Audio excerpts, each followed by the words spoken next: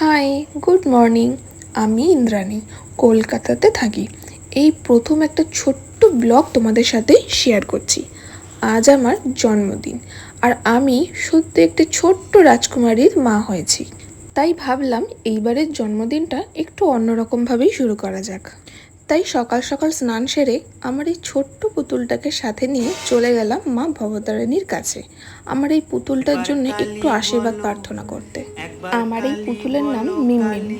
এই গরমে আর বেশি কিছু সাজুগুজু করতে পারিনি, কোনো রকম শাড়িটা পরেই রেডি হয়ে নিয়েছি। আমি একদিকে রেডি হয়েছি আর আমার মা মিমমিমকে রেডি করে দিয়েছে।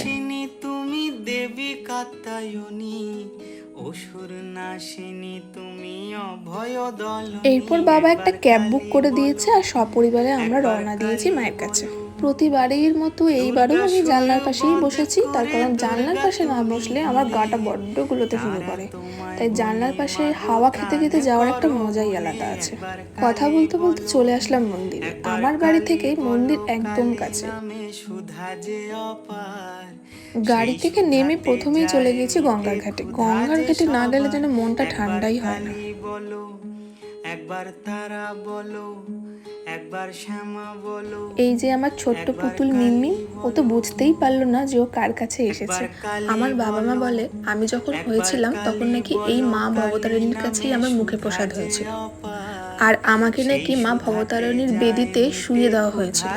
তাই আমারও ইচ্ছে হয়েছিল আমার মেয়েকে মায়ের চরণটা স্পর্শ করিয়ে আনবো। এবার এখান থেকে আমরা একটা ডালা নিয়েছি, আর ভেতরে তো কোনো কিছুই অ্যালাউ করে না। তো মোবাইল, পার্স, জুতো সমস্ত কিছু আমরা এখানে জমা করে রেখে চলে গেলাম মায়ের কাছে। হ্যাঁ, আমি আমার মনস্কামনা পূরণ করতে পেরেছি। আমার মেয়েকে আমি মায়ের পায়ে ছুঁয়ে আনতে পেরেছি। মন্দির থেকে পুজো দিয়ে বেরিয়ে কচুরি খাবো না, এটা হতে পারে বলো? যখনই আমি মন্দিরে পুজো দিতে আসি এই কচুরিটা কিন্তু আমি কখনো মিস করি না। এই গরমে বিধ্বস্ত হয়ে এবার বাড়ি ফিরছি। মিমমিম তো ঘুমিয়ে পড়েছে। এই দেখো, যতই গরম পড়ুক নিজের মনস্কামনাটা তো পূরণ করতে পেরেছি, এটাই শান্তি।